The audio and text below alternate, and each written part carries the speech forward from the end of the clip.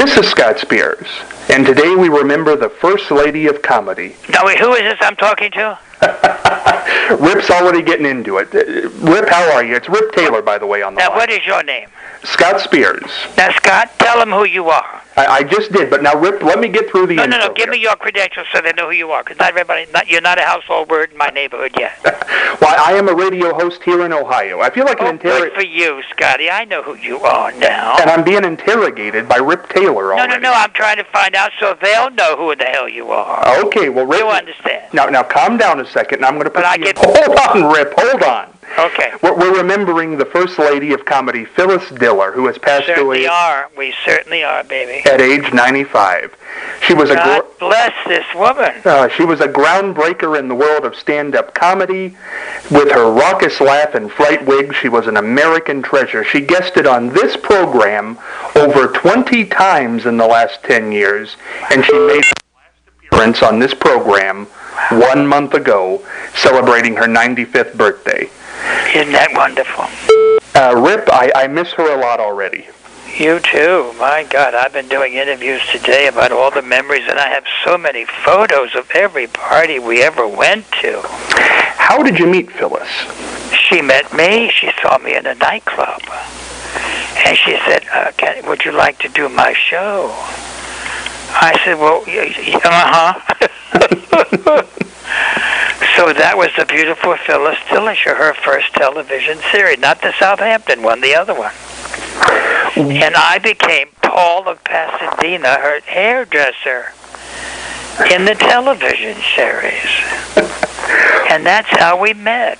What was it like to work with her? And we were inseparable up until 2 weeks ago.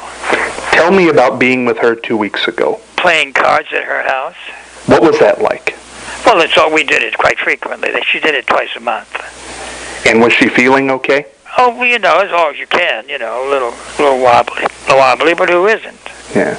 At 95, Rip, when you heard this today, were you shocked? I don't know if shock's the word. Devastated is the word, because you don't want this to happen. You don't believe it in the first place. And then I just read something which is so amazing. What I'm going to tell you that I just read in an article about it already is that she died in her sleep with a smile on her face. Now that's brand new news. I've never heard that. That's unbelievable, and I want to believe it's true. Had you talked to any of the family today, Rip? No, the son is going to call me after you talk to me. It's so hard to believe she's gone because there was not a Phyllis Diller type. There was only Phyllis Diller. And she broke ground, you know that, for a lot of these unattractive women to do their act and get away with it. And she worked all the time in all kinds of places. And she was a smart woman. Brilliant. And could she paint? Oh, yeah. She played the cello and the spinet and the saxophone. Were you ever in the house? I never made it to the house, but she sent me pictures one time, and it was amazing. Let me tell you what she has as you come in the front door of the house. There's an oil painting. You know how it goes from the floor up to like 15 feet and 4 feet wide. So she bought the painting. And she got it home and said there was no room to hang the painting.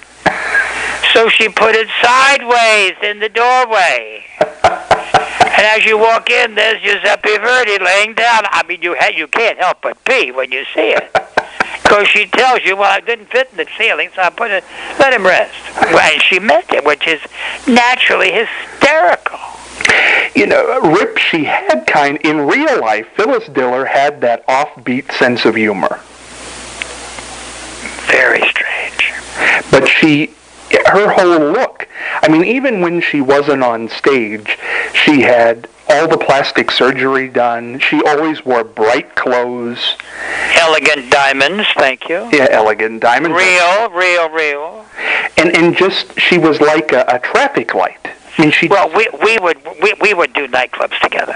We do Atlantic City, Vegas, Reno, Tahoe, and we shared the dressing room once in a while. Then she took the slip off, and I had a coronary attack. I mean, all the scars of the operation. We just sit there and look at them and count the stitches and laugh. And I'm only slightly exaggerating. Really? That's how funny it was. Just hysterical. She was such a doll, baby. Funny woman. Now, one thing that most people don't know, here's a little known fact, but I know you probably know it, Rip, that Phyllis was approached about being photographed for Playboy. Oh, really? That was years ago, and she posed almost like Connie Stevens. Remember that pose she had like Connie? Yeah, absolutely. But it didn't run. With the leg? Yeah, but it never ran. They never ran it. With the leg sticking out. Remember that picture? Was magnificent thinking. What are you going to miss most about Phyllis, Rip? Playing cards. Yeah. Playing cards. She did it last week. She had a party last week. Debbie Reynolds was there with Rudy Lee and a lot of other people. A little small dinner party for the 95th. And I was busy working, thank God. I wish I had gone, but I couldn't. And they all had such laughs as they usually did. It was one, and they all played cards. So there never was a period, really, of illness?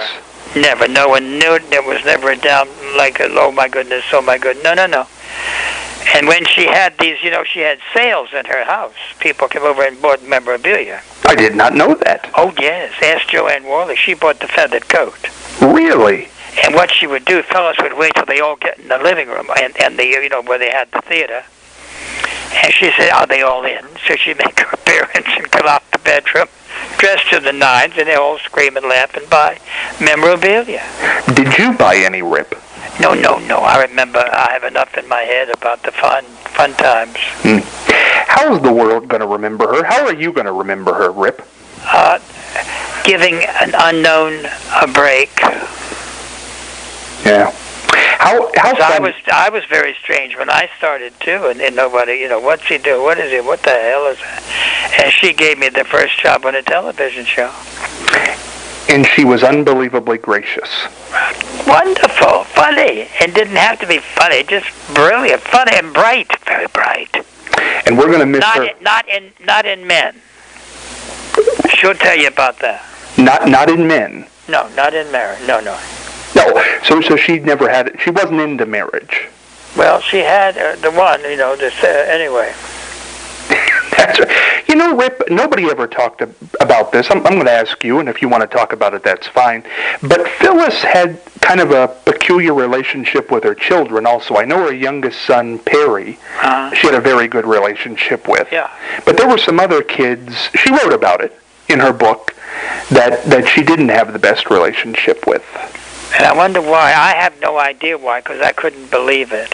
Yeah. Because she was a great lady. Yeah, but I guess I don't know, but circumstances must have made her be on the road working all the time, even before she made much money, to support them and couldn't be there all the time. I'm trying not to make excuses for it, but that's all I can think of the top of my head. Rip, we're going to miss her. I almost feel just like this is a conversation because I had her on this program so many times, and I just can't believe she's gone. I'll tell you something. Anytime anybody died, I called Phyllis Diller to do a remembrance because she knew everybody. Yeah. Yeah, it's sad. Very sad. Rip, I can't thank you enough for coming on. I hope you come back during more happier circumstances in the future. I've been a little under the weather, that's why I haven't yet been able to, but we will soon. Absolutely. I'd love to have you on, Rip. I will. I'll tell you about it then when I get all healed. It's a knee replaced, and it just takes forever. Yeah. And will you attend Phyllis's memorial? I'm sure. Oh, my God, yes. If I can even get in with the crowd that's going to be there. Oh, it's going to be great. It's going to be you. And she deserved it. Of course. And we're all going to laugh. Her laugh. Tell me about her laugh, Rip. Well, you can hear it now, can't you? I can. I can, very clearly. Where did that... She laughed like that in real life. You always knew if you were in a theater in the dark where she was seated. The last time I saw her in a theater, we were invited to a private screening at Paramount for Jerry Lewis's documentary. And I came late. She was already in there with her son. And I said, where's Phyllis? She said, ha, you'll hear it. And there she was. She used to laugh, picked her out of the dark. So I pray to God they asked me to speak at the service. Because you know what I'm going to say, and no one knows yet. Well, tell us, Rip. Huh? Tell us what you would say. And you can close with this. In honor of Phyllis Diller, I'm wearing a half slip today. She will pee. Well, you're laughing because it's so ridiculous. Rip Taylor, we love you, and we'll miss Phyllis Diller. You. We'll get in touch more frequently. I just haven't been under the weather. I mean, I've been under the weather, under the nurse, and under duress, and under your dress. Now, leave me alone. Phyllis would have loved this. I know it. Phyllis would have loved this. I know it. Thank you, Rip. Keep in touch, baby. Bye-bye. Bye.